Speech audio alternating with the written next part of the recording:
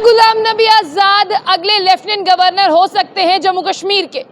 काफी दिनों से जो है वो चर्चाएं चल रही हैं और गुलाम नबी आजाद जब से कांग्रेस छोड़कर आए हैं तब से वो चर्चाओं में ही है। उनकी चर्चा में एक और चर्चा शामिल हो गई कि अगले लेफ्टिनेंट गवर्नर यानी माननीय उपराज्यपाल हो सकते हैं गुलाम नबी आजाद। लेकिन आपको बता दें कि जब से प्रधानमंत्री मोदी जी ने उनके लिए आंसू बहाए, उनके दोस्ती की जो है वो चर्चाएं होने लगी। अब गुलाम नबी आज़ाद जी का नाम जो है वो जोड़ दिया कि वो लेफ्टिनेंट गवर्नर हो सकते हैं क्योंकि वो मोदी जी के बहुत खास है। लेकिन इस पर गुलाम नबी आज़ाद ने ये कहा कि अफवाहें फैलाने वाले सिर्फ अफवाहें फैला सकते हैं क्योंकि वो चाहते हैं कि सुर्खियों का बाजार गर्म रहे और वो किसी ना किसी तरह से जो है वो आते रहे सुर्खियों में, अखबारों में और चर्चाओं में। इसलिए बता दें आपको, लेफ्टिनेंट गवर्नर मनोज सिन्हा भी यहाँ पर जम्मू कश्मीर यूटी के माननीय उपराज्यपाल है, लेकिन वो भी यही कह रहे हैं, उन्होंने भी एक दो बार इशारों में कह दिया कि जब संकेत मिलेगा तो चले जाएंगे। इसीलिए अब कह दिया गुलाम नबी आज़ाद ने कि कुछ लोग ऐसे हैं जो उनकी बातों को सुनकर ये कहने लगे हैं कि गुलाम नबी आज़ाद जो है वो अगले लेफ्टिनेंट गवर्नर हो सकते हैं।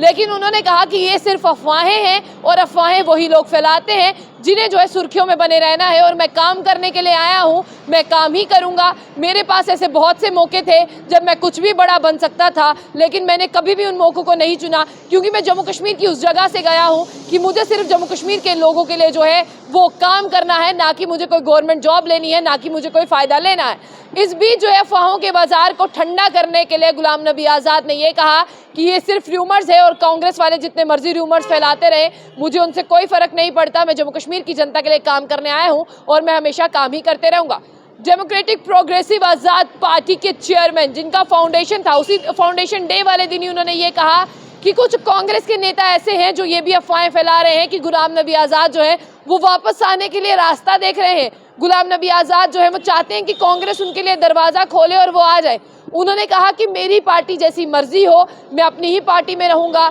और मैं लोगों के लिए काम करूँगा। गुलाम नबी आज़ाद ने इस पर केंद्र के फैसले को होगी अड़े हाथों लिया और उन्होंने ये कहा कि पिछले 9 सालों में बहुत कुछ हो गया जम्मू कश्मीर के साथ, बहुत सी पॉलिटिकल एक्टिविटीज़ ऐसी हो गई जो नहीं होनी चाहिए थी। गुलाम नबी आज़ाद ने यह कहा कि केंद्र सरकार से गलती हुई जम्मू कश्मीर से दफ़ा 370 और 35 को हटाकर। उन्होंने ये कहा कि जहां कह रहे हैं कि दूध की नदियां बह रही हैं, जम्मू कश्मीर खुशहाल है, जम्मू कश्मीर किसी भी तरह से खुशहाल नहीं है, बल्कि जम्मू कश्मीर जो है वो 9 साल बेमिसाल मनाए जा रहे हैं। जम्मू कश्मीर 9 साल आगे नहीं गया, जम्मू कश्मीर जो है वो 9 साल पीछे आ गया है और आज जम्मू कश्मीर ऐसे लगता है जैसे जम्मू कश्मीर उजड़ गया है, उसे संभालने वाला कोई नहीं है। आज जम्मू कश्मीर ऐसे लगता है जिस तरह से जम्मू कश्मीर से सब कुछ छिन गया है और जम्मू कश्मीर जो है वो खाली हो गया है। उन्होंने ये भी कहा कि ना सिर्फ मैं जम्मू की बात करूंगा, ना सिर्फ मैं कश्मीर की बात करूंगा, मैं पूरे जम्मू कश्मीर की बात करूंगा और मैं यही कहूंगा कि केंद्र की सबसे बड़ी गलती थी जम्मू कश्मीर से दफ़ा 370 और 35 को हटाकर, क्योंकि केंद्र ने भी कभी ऐसा नहीं सोचा था